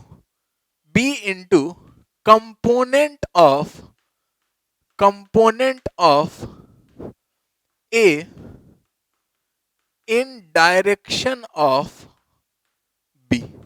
ये स्केलर कंपोनेंट का बात किया जा रहा है, component of A in direction of B, ठीक है। तो इसको हम लोग क्या लिख सकते हैं, is equal to B into A cos theta, ठीक है। ए डॉट बी ये हो जाएगा, ठीक। या फिर बी डॉट ए अगर करना हो तो वैसे ही बी डॉट ए, तो अगर बी डॉट ए करना हो, यहां पर ये बी है ये ए है, ठीक है, और बी डॉट ए अगर अपने को करना है तो अपन क्या करेंगे, बी वेक्टर का कंपोनेंट ए के अलोंग, बी वेक्टर का कंपोनेंट ए के अलोंग, तो ये क्या हो जाएगा, ये हो जाएगा बी कॉस थीटा, ठीक है। तो अब अगर बी डॉट ए करना है तो यहां से बी डॉट ए जो हो जाएगा, B dot A is equal to, यहां से लिखा जा सकता है B into A into component of B in direction of A, ठीक है। बी का कंपोनेंट ए के डायरेक्शन में, तो यहां से क्या हो गया, which is equals to A into B cos theta. तो बी डॉट ए करें या ए डॉट बी करें, ये हमेशा क्या देगा, अपने को एक स्केलर क्वांटिटी देगा जिसका वैल्यू क्या होगा, ए बी कॉस थीटा होगा, ठीक है। अब डॉट प्रोडक्ट जो है वो उस क्या क्या रूल्स को फॉलो करता है, क्या क्या लॉज को फॉलो करता है, वो अपने पास ये रहा। प्रॉपर्टीज जो है डॉट प्रोडक्ट का, ये कम्यूटेटिव लॉ को फॉलो करता है, हम लोग अभी जस्ट देखें, ए डॉट बी और बी डॉट ए क्या होगा, सेम चीज है, ठीक है। और ये डिस्ट्रीब्यूटिव लॉ को फॉलो करता है, डिस्ट्रीब्यूटिव लॉ को फॉलो करने का मतलब ये एडिशन या सब्ट्रैक्शन के ओवर डिस्ट्रीब्यूट हो जाता है, यानी कि A dot B plus C अगर है तो वो A dot B plus A dot C होगा, अगर वैसे ही A dot B minus C है तो वो A dot B minus A dot C लिखा जा सकता है, उसमें कोई खास दिक्कत वाली बात नहीं है, ठीक है। अब अगर अपने पास कोई दो वेक्टर्स दिया है और बोल रहा है डॉट प्रोडक्ट करने के लिए, बट ये जो दो वेक्टर्स है अगर सिंपली ए और बी मैग्नीट्यूड दे दिया, दोनों के बीच में एंगल दे दिया, तब तो हम लोग इजिली यहां से निकाल सकते हैं, ठीक है। बट अगर वो वेक्टर्स आई जे के फॉर्म में दिया है, यानी कि कार्टीजियन फॉर्म में दिया है, कार्टीजियन कोऑर्डिनेट्स के फॉर्म में दिया है, ठीक है, तो डॉट प्रोडक्ट कैसे करेंगे, तब अपने पास ए डॉट बी जो हो जाएगा, ए डॉट बी क्या लिखा जाएगा, A dot B equals to A X I cap plus A Y J cap plus A Z K cap dot B X I cap plus B Y J cap plus B Z K cap, ठीक है। अब इन दोनों को अगर dot करना है तो हम जानते हैं एडिशन या सब्ट्रैक्शन का डॉट प्रोडक्ट डिस्ट्रीब्यूट होने वाला है, तो हम लिख सकते हैं इसको ax i cap dot bx i cap. ठीक है, तो ax का magnitude, ax i cap magnitude कितना होगा, x होगा, bx i कैप का मैग्नीट्यूड क्या होगा, bx होगा, और दोनों के बीच में एंगल, तो ax i कैप और bx i कैप दोनों क्या डायरेक्शन में, सेम डायरेक्शन में, तो दोनों के बीच में एंगल कितना, जीरो, तो cos जीरो का वैल्यू कितना, यहां से cos थीटा, cos जीरो का वैल्यू कितना, 1। ठीक है, तो आई डॉट, इसको ऐसा भी बोल सकते हैं ax into B X into I dot I, तो आई डॉट आई कितना हो जाएगा, आई डॉट आई, आई का मैग्नीट्यूड इंटू आई का मैग्नीट्यूड, यानी 1 इंटू कॉस जीरो, तो कॉस जीरो कितना हो जाएगा, 1 हो जाएगा। ठीक है, तो ये इक्वल हो जाएगा ax into B X plus I dot J, क्या होगा, आई डॉट जे का अगर बात किया जाए तो आई और जे के बीच में एंगल कितना होगा, 90, तो आई डॉट जे यानी क्या, cos 90 यानी कि जीरो, आई डॉट के भी सिमिलरली क्या होगा, जीरो होगा। ठीक है, फिर J dot I zero, J dot J क्या होगा, जे डॉट जे होगा 1, फिर से, तो जे डॉट जे 1, तो यहां से आ जाएगा plus A Y B Y plus J dot K क्या होगा, जीरो। ठीक है, K dot I zero, K dot J zero, K dot K फिर से क्या हो जाएगा, 1 हो जाएगा, तो plus A Z into B Z. ठीक है, तो ये डॉट प्रोडक्ट हो गया किस फॉर्म में, कार्टेशियन फॉर्म में अगर दिया है तो सिंपली हम लोग कर लेंगे ax को bx के साथ, x वाले को मल्टीप्लाई, y वाले को मल्टीप्लाई, z वाले को मल्टीप्लाई, फिर तीनों को जोड़ देंगे। ठीक है, तो ये अपना डॉट प्रोडक्ट हो गया। अगर सिंपली मैग्नीट्यूड दिया है और एंगल दिया है तब तो ये फॉर्मूला यूज कर सकते हैं ए बी कॉस थीटा, और अगर कार्टेशियन फॉर्म में दिया है तब हम लोग ऐसे कर सकते हैं। ठीक है, इसको हम लोग नोट कर लेते हैं, फिर हम लोग आगे देखते हैं।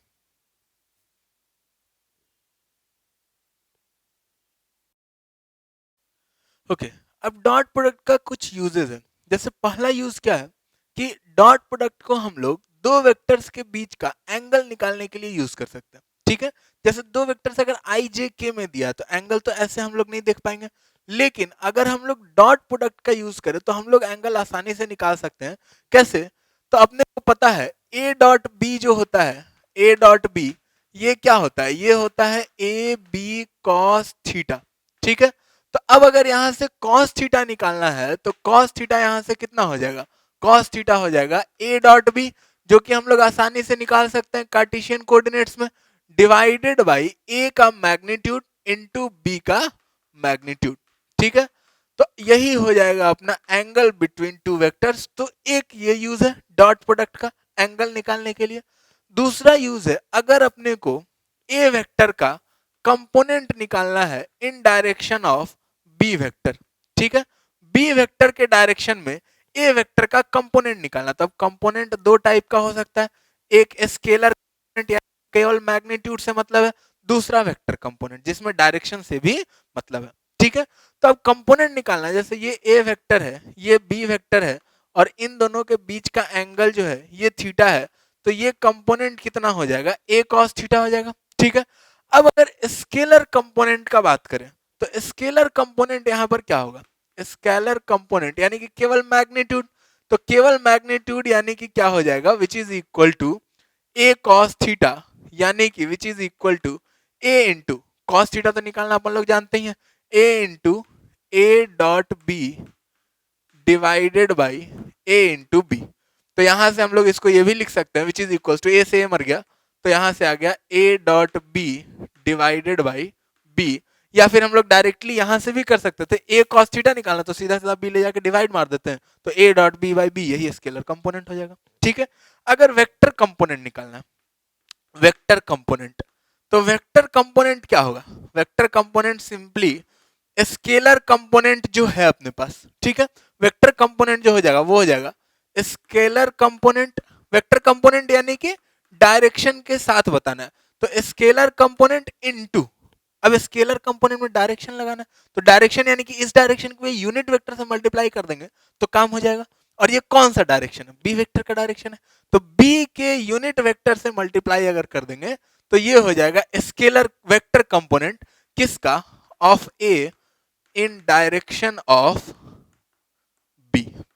ठीक है, तो यहां से आ जाएगा which is equal to scalar component कितना था, A dot B by B का magnitude into B vector by B का मैग्नीट्यूड, बी कैप वही होगा। ठीक है, तो यहां से ये हो गया which is equals to A dot B over B square, जो कि एक स्केलर क्वांटिटी होगा, इनटू बी वेक्टर, यही हो जाएगा वेक्टर ए का वेक्टर कंपोनेंट अलोंग बी, और ये हो जाएगा scalar component of A vector in direction of B vector. ठीक है, ये ऊपर वाला स्केलर कंपोनेंट हो गया और ये नीचे वाला क्या हो गया, अपना वेक्टर कंपोनेंट हो गया। ठीक है, तो इसको हम लोग नोट कर लेते हैं, फिर हम लोग आगे देखते हैं।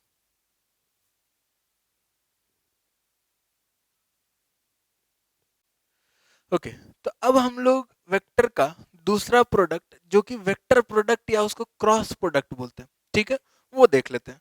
वेक्टर प्रोडक्ट और cross product, vector oblique cross product. तो ये प्रोडक्ट क्या है, जैसे अगर अपने को ए क्रॉस बी लिखना हो, ठीक है, तो ए क्रॉस बी क्या होता है, is equal to A cross B का जो मैग्नीट्यूड होगा, अब एक बारी ए का कंपोनेंट हम लोग बी के डायरेक्शन में ले चुके हैं, तो अब उसके परपेंडिकुलर वाला, बी के डायरेक्शन में नहीं, ए और बी के प्लेन में ही, लेकिन उसके परपेंडिकुलर, ठीक है, तो वो कितना हो जाएगा, ये हो जाएगा A B sine theta, B का मैग्नीट्यूड इंटू ए का कंपोनेंट बी के परपेंडिकुलर, तो वो कितना हो जाएगा, ए कॉस थीटा इधर था और इधर क्या हो जाएगा, ए साइन थीटा हो जाएगा। ठीक है, तो ए बी साइन थीटा।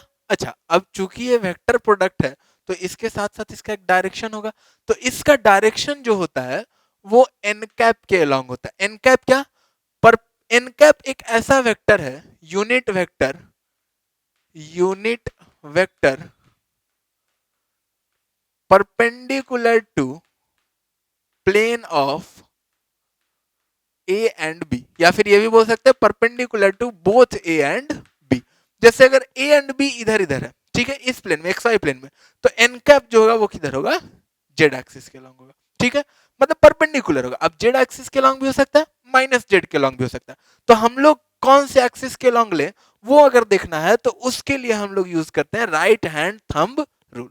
ठीक है, ये राइट हैंड थंब रूल क्या होता है, जैसे अपने पास दो वेक्टर्स, जैसे मान लेते हैं एक ये वेक्टर है ए वेक्टर, और एक ये वेक्टर है अपने पास बी वेक्टर। ठीक है, अब ए क्रॉस बी करना है, तो ए क्रॉस बी यानी कि ए से बी की तरफ आना है थ्रू ए स्मॉलर एंगल या through angle between vectors. Angle between vectors क्या होता है, यही वाला एंगल है। ठीक है, तो ए से बी की तरफ इधर से आना है, ऐसा ऐसा घूमना है। ठीक है, तो ऐसा घूमेंगे, जब हम अपने राइट हैंड को ऐसा घुमाएंगे तो थंब जिधर पॉइंट करेगा, थंब किधर पॉइंट करेगा, अंदर। अपने को ये तो पता है कि इस बोर्ड के प्लेन के परपेंडिकुलर होगा, लेकिन परपेंडिकुलर में भी दो डायरेक्शन है, एक अंदर के डायरेक्शन में, एक बाहर के डायरेक्शन में। ठीक है, तो यहां से हम लिख सकते हैं कि ए क्रॉस बी का जो डायरेक्शन है, A cross B is into the board, अंदर के साइड है। ठीक है, is into the board, into the board. और यहीं पर अगर ए डॉट बी का, सॉरी, बी क्रॉस ए का अगर बात किया जाए, तो बी क्रॉस ए का अगर बात किया जाए, यहां से बी वेक्टर इधर, ए वेक्टर इधर, और बी क्रॉस ए, तो बी क्रॉस ए यानी कि ऐसा, तो बी क्रॉस ए में क्या, अपने पास बी से ए की तरफ जाना है, तो बी क्रॉस ए किधर हो जाएगा, बाहर। ठीक है, परपेंडिकुलर ही है, एक अंदर एक बाहर। ठीक है, तो बी क्रॉस ए जो हो जाएगा, B cross A is out of the board, out of the board. ठीक है, पॉइंटिंग आउटवर्ड्स, पॉइंटिंग इनवर्ड्स। ठीक, अब जो भी हम लोग कार्टेशियन कोऑर्डिनेट सिस्टम यूज करते हैं, ठीक, उसमें देखे होगे एक्स एक्सिस इधर, एक्स एक्सिस अगर इधर मान रहे हैं, वाई एक्सिस ऊपर मान रहे हैं, तो जेड एक्सिस किधर होगा, उधर साइड होगा, तुम्हारी तरफ होगा। ठीक है, तो जब भी हम लोग एक्स वाई जेड ऐसा मानते हैं, तो इसको बोलते हैं right handed Cartesian coordinate system. ठीक है, और right handed Cartesian coordinate system में generally generally we use right handed Cartesian coordinate system, right handed Cartesian coordinate system,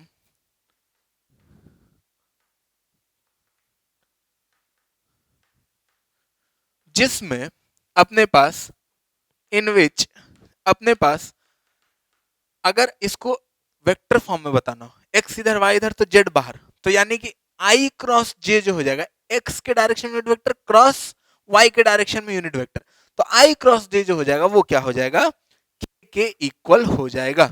I cross जे हमेशा किसके इक्वल होगा, के इक्वल होगा। ठीक है, जैसे अब अगर देखा जाए आई क्रॉस जे का मैग्नीट्यूड कितना होगा, तो आई क्रॉस जे का मैग्नीट्यूड अगर निकालना है तो आई का मैग्नीट्यूड 1, जे का magnitude 1 into sine of theta, theta कितना 90 डिग्री, तो 1 इंटू 1 इंटू 1, मैग्नीट्यूड कितना है 1, और डायरेक्शन क्या हो जाएगा, मैग्नीट्यूड 1 और डायरेक्शन जेड एक्सिस वाला। तो अगर मैग्नीट्यूड 1 और डायरेक्शन जेड एक्सिस वाला यानी कि वो unit vector along Z axis, जिसको हम लोग क्या बोलते हैं, के कैप बोलते हैं। ठीक है, तो अब अगर जनरली हम लोग right handed Cartesian coordinate system use करते हैं जिसमें आई क्रॉस जे के होता है, और वैसे ही अगर जे क्रॉस के देखना हो, अगर आई क्रॉस के देखना हो, वैसे ही अगर सारा क्रॉस देखना हो, तो अपने पास ऐसा कुछ कहानी बनता है, एक हम लोग ऐसा सर्कल बना लेते हैं, और इसमें एक तो हम लोग थंब रूल से निकाल सकते हैं, जैसे जे क्रॉस के देखना है तो जे ऊपर है, के इधर है, जे क्रॉस के क्या हो जाएगा, आई हो जाएगा। ठीक है, बट बार बार ऐसा थंब रूल से नहीं देखना, उसके लिए हम लोग एक ऐसा सर्कल बना लेते हैं जिसमें हम लोग ऐसा क्लॉकवाइज एरो बना करके, या एंटी क्लॉकवाइज बना सकते हैं अपना मर्जी, यहाँ पर आई कैप, यहाँ पर जे कैप, और यहाँ पर के कैप लिख देते हैं। अब अगर आई क्रॉस जे करना है, या फिर ज्यादा बेटर बताते हैं के क्रॉस जे करना है अगर यहाँ पर, तो के क्रॉस जे के लिए के से जे की तरफ जाएंगे, आई को क्रॉस नहीं करना उसके बीच में। ठीक है, इधर से नहीं जाना, इधर से जाना है के से जे तक डायरेक्टली। तो अब हम किधर घूम रहे हैं, ये जो एरो बना हुआ है उसके उल्टा घूम रहे हैं, यानी कि के क्रॉस जे जो हो जाएगा वो क्या हो जाएगा, वो हो जाएगा माइनस आई कैप। ठीक है, वैसे ही अगर मान लेते हैं आई क्रॉस के करना है, अगर मान लेते हैं आई क्रॉस के करना है, तो आई क्रॉस के क्या हो जाएगा, आई से के की तरफ जाना है। ठीक है, तो आई से के की तरफ जाना है, लेकिन जे को पार नहीं करना, शॉर्टेस्ट रूट से जाना है। ठीक है, तो आई से के की तरफ फिर से उल्टा गए, तो ये क्या हो जाएगा, माइनस जे हो जाएगा।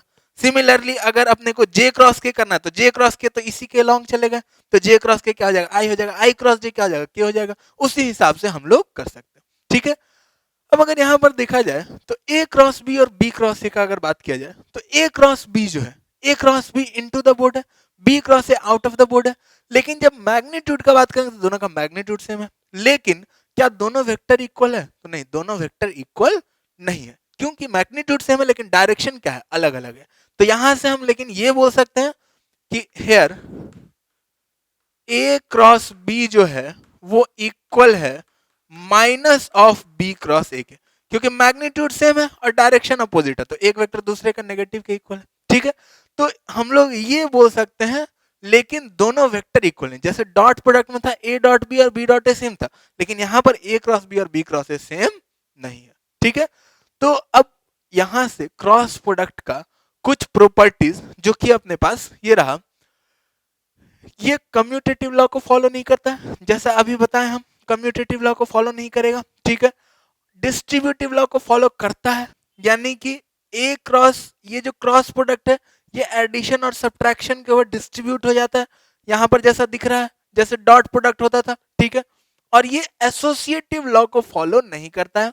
एसोसिएटिव लॉ यानी कि ए क्रॉस बी क्रॉस सी, यानी कि पहले बी क्रॉस सी करें या पहले ए क्रॉस बी करें, उससे कोई फर्क नहीं अगर पड़ेगा तो एसोसिएटिव लॉ को फॉलो करेगा, लेकिन यहां पर उससे फर्क पड़ेगा। जैसे अगर देखा जाए एक एग्जांपल, तो ए को आई कैप मान लेते हैं, बी को भी आई कैप मान लेते हैं, और सी को जे कैप मान लेते हैं। ठीक है, तो यहां पर आई क्रॉस जे, तो आई क्रॉस जे कितना होगा, आई क्रॉस जे के होगा, और फिर आई क्रॉस के, तो आई क्रॉस के क्या हो जाएगा, माइनस जे हो जाएगा। ठीक है, तो इसका वैल्यू हो जाएगा अपने पास कितना, माइनस जे कैप। और यहां पर अगर देखा जाए तो आई क्रॉस आई पहले कर लेते हैं और फिर उसको जे के साथ क्रॉस करेंगे, तो आई क्रॉस आई क्या होगा, तो आई क्रॉस आई जीरो होगा। क्यों, क्योंकि यहां से अगर देखें आई क्रॉस आई क्या होगा, आई इंटू साइन ऑफ जीरो, दोनों सेम डायरेक्शन में, तो साइन ऑफ जीरो क्या हो जाएगा, जीरो। तो यहां से आई क्रॉस आई जीरो हो जाएगा, तो जीरो क्रॉस जे क्या रह जाएगा, वो जीरो ही रह जाएगा। ठीक है, तो यहां पर एक जगह माइनस जे आ रहा है, एक जगह जीरो आ रहा है, तो इससे अपने को समझ में आ रहा है कि यह एसोसिएटिव लॉ को फॉलो नहीं करेगा। ठीक है, तो ये कुछ प्रॉपर्टीज था क्रॉस प्रोडक्ट का। क्रॉस प्रोडक्ट अगर वेक्टर का मैग्नीट्यूड और उसके बीच का एंगल दिया है तो कैसे निकालेंगे वो हम लोग देखें। ठीक है, फिर यूनिट वेक्टर्स का क्रॉस प्रोडक्ट कैसे करेंगे वो देखें। अब अगर क्रॉस प्रोडक्ट अपने को अगर कार्टेशियन कोऑर्डिनेट्स में दिया हुआ है वेक्टर्स, तो क्रॉस प्रोडक्ट कैसे करेंगे वो आगे देखते हैं, पहले इसको नोट कर लेते हैं।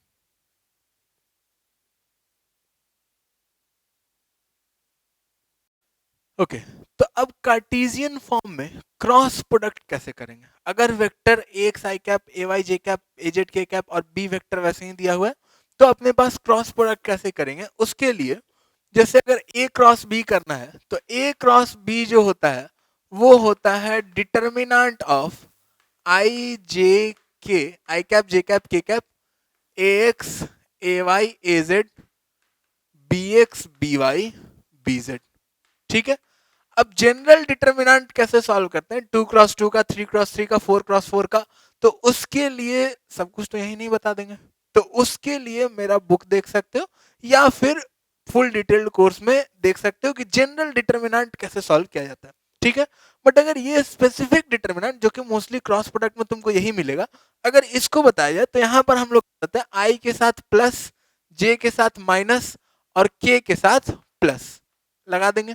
ठीक है, अब देखेंगे इक्वल्स टू ये क्या हो जाएगा, इक्वल टू ये हो जाएगा अपने पास आई कैप इनटू, अब क्या करेंगे आई वाले कॉलम को और आई वाले रो को गायब कर देंगे, तो अब क्या बच रहा है A Y A Z B Y B Z. ठीक है, अब क्या करेंगे A Y A Z B Y B Z में इधर से इधर इसको ऐसा क्रॉस मल्टीप्लीकेशन और इसको क्रॉस मल्टीप्लीकेशन और इसका क्रॉस मल्टीप्लीकेशन और माइनस के साथ इसका क्रॉस मल्टीप्लीकेशन। ठीक है, तो यहां से लिखेंगे I cap into A Y B Z A Y B Z minus B Y A Z, फिर माइनस जे कैप इंटू, फिर जे वाले में जे वाले को कॉलम को ढक देते हैं, जे वाले रो को ढक देते हैं, तो जे वाले कॉलम को जब हम ढकेंगे तो क्या बचेगा A X A Z B X B Z, फिर से cross product A X into B Z minus B X into A Z, तो यहां से बचेगा A X into B Z minus B X into A Z, और फिर जे के साथ क्या था प्लस था तो प्लस के कैप इंटू यहां से फिर से के वाले को ढक देंगे कॉलम को, बचेगा क्या A X into B Y minus B X into A Y, ऊपर से नीचे आएंगे तो प्लस, नीचे से ऊपर जाएंगे तो माइनस। ठीक है, तो A X into B Y minus B X into A Y, कोई इसको ऐसा भी कर सकता था कि A X I cap plus A Y J cap plus A Z K cap cross B X I cap plus B Y J cap plus B Z K cap, जैसा dot product में किए थे, cross सबका अलग अलग करके और फिर सबको जोड़ देता। ठीक है, सबका अलग अलग जैसे नौ टर्म जैसे डॉट में बना था वैसे नौ टर्म यहाँ क्रॉस में बन जाएगा। ठीक है, आई डॉट आई क्रॉस जे आई क्रॉस के, उस हिसाब से आई क्रॉस आई जीरो हो जाएगा, आई क्रॉस जे के हो जाएगा, आई क्रॉस के माइनस जे हो जाएगा, उस हिसाब से नौ टर्म को सॉल्व कर लेंगे और उसके बाद हम लोग ये निकाल सकते हैं। लेकिन याद रखने के लिए ज्यादा आसान मेथड ये वाला है, इसको determinant of I J K X Y Z B X B Y B Z बोलते हैं। ठीक है, तो ये अपना क्रॉस प्रोडक्ट का जो ए क्रॉस बी का जो फाइनल रिजल्ट है वेक्टर फॉर्म में ही, ये उसका आई कंपोनेंट, ये उसका जे कंपोनेंट, ये उसका के कंपोनेंट हो जाएगा। ठीक है, तो ऐसे हम लोग क्रॉस प्रोडक्ट कार्टेशियन फॉर्म में कर सकते हैं आसानी से। ठीक है, अब जैसे हम लोग देखे थे कि दो वेक्टर अगर कोलिनियर है तो उसका तो टेस्ट हम लोग देख चुके हैं, लेकिन वहां पर एक चीज छोड़ दिए थे कि दो वेक्टर अगर कोप्लेनर है तो क्या होगा। ठीक है, दो वेक्टर तो हमेशा कोप्लेनर है, ये सब चीज याद रखना। दो अगर डीलोकलाइज्ड वेक्टर है तो वो क्या है, हमेशा कोप्लेनर है। अगर तीन का बात किया जाए, तीन वेक्टर कोप्लेनर है। ठीक है, जैसे ए वेक्टर इधर, बी वेक्टर और सी वेक्टर, तीन वेक्टर कोप्लेनर है यानी कि सेम प्लेन में। ठीक है, तो अब अगर हम ए क्रॉस बी करें तो ए क्रॉस बी क्या होगा, ए और बी के परपेंडिकुलर, और उसको अगर हम सी के साथ डॉट कर दें, ए क्रॉस बी के परपेंडिकुलर जो वेक्टर है उसको हम अगर सी के साथ डॉट कर दें, तो अगर ये डॉट प्रोडक्ट जीरो है यानी कि ए क्रॉस बी और सी एक दूसरे के परपेंडिकुलर है, डॉट प्रोडक्ट जीरो कब होगा, डॉट प्रोडक्ट के जीरो होने के लिए, डॉट प्रोडक्ट के जीरो होने के लिए अगर ए डॉट बी जीरो है तो यहां से तीन मतलब निकलेगा, यानी कि यहां से एक तो निकलेगा A B cos theta zero है, यानी कि या तो ए जीरो है, नहीं तो बी जीरो है, नहीं तो और कॉस थीटा जीरो है। ठीक है, कॉस थीटा जीरो यानी कि क्या है, थीटा जो है वो क्या है 90 डिग्री है। तो डॉट प्रोडक्ट जब दोनों वेक्टर के बीच का एंगल 90 होगा तो डॉट प्रोडक्ट क्या होगा, जीरो होगा। तो ऐसा अगर तीन वेक्टर है ए क्रॉस बी की है और उसका अगर सी के साथ डॉट जो है वो जीरो आ रहा है, यानी कि ए क्रॉस बी के परपेंडिकुलर सी है, यानी कि ए बी और सी क्या है, एक ही प्लेन में है। अगर नहीं होगा तो वैसा dot product A dot B cross C या A cross B dot C जैसे भी कर सकते हैं, दो वेक्टर का क्रॉस करके तीसरे के साथ डॉट कर देंगे। अब उसमें अपने को जिस दो को पहले क्रॉस करना है कर सकते हैं, तीसरे के साथ डॉट कर देंगे, तो वो अपना रिजल्ट जो आना चाहिए वो क्या आना चाहिए, जीरो आना चाहिए। और यही जो ए डॉट बी क्रॉस सी है, जैसे यहां पर अगर देखा जाए टेस्ट ऑफ कोप्लेनरिटी में, यही जो ए डॉट बी क्रॉस सी है, इसी को हम लोग बोलते हैं स्केलर ट्रिपल प्रोडक्ट।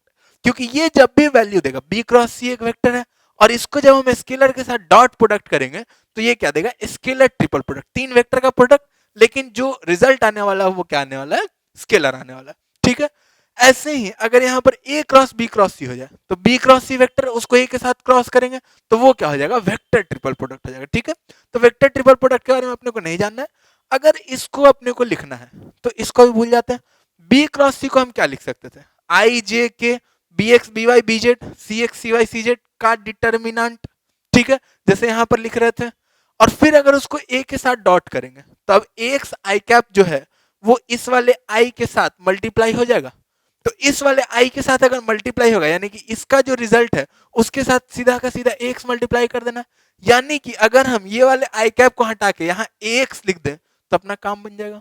जे कैप को हटा के ए वाई लिख दें और के कैप को हटा के ए जेड लिख दें, तो यही ना है A dot B cross C. Verify कर सकते हो, इसको लिख करके देख सकते हो। ठीक है, ये भी वही आएगा और ये भी वही आएगा। ठीक है, तो इसका वैल्यू क्या होना चाहिए, जीरो होना चाहिए for vectors to be coplanar. Three vectors अगर कोप्लेनर है तो ये ट्रिपल प्रोडक्ट जो है वो क्या होना चाहिए, जीरो होना चाहिए। कौन सा triple product, scalar triple product.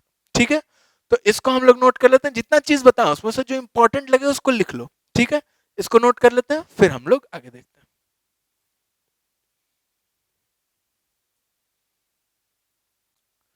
Okay, तो आज के लिए इतना ही। जितना हम लोग देख लिए वेक्टर्स में मोर देन सफिशिएंट है। ठीक है, इतना से ज्यादा जानने का अपने को बेसिक मतलब रिवीजन में जरूरत नहीं है। ठीक है, हाँ, इसका अगर क्वेश्चंस करना है तो क्विक रिवीजन थ्रू क्वेश्चंस करके यूट्यूब का ही सीरीज है, उस पर भी कर सकते हो। और अगर इसमें अपने को और फुल डिटेल्ड कॉन्सेप्ट चाहिए या फिर मतलब पूरा का पूरा वेक्टर चाहिए, क्वेश्चंस थ्योरी एकदम डिटेल में, या फिर अगर मेरे बुक के बारे में जानना है तो उन सब के लिए मेरा वेबसाइट physicsbuddy.in विजिट कर सकते हो, लिंक डिस्क्रिप्शन में भी मिल जाएगा। ठीक है, अब अगर ये वीडियो पसंद आया तो इसको लाइक कर दो, दोस्तों के साथ शेयर कर दो अगर लगता है किसी को हेल्प हो जाएगा तो। और अगर चैनल का नोटिफिकेशन आता रहे, तुम्हारे पास पहुंचता रहे जब जब वीडियो डालें, तो उसके लिए सब्सक्राइब कर दो। चलो बाय बाय।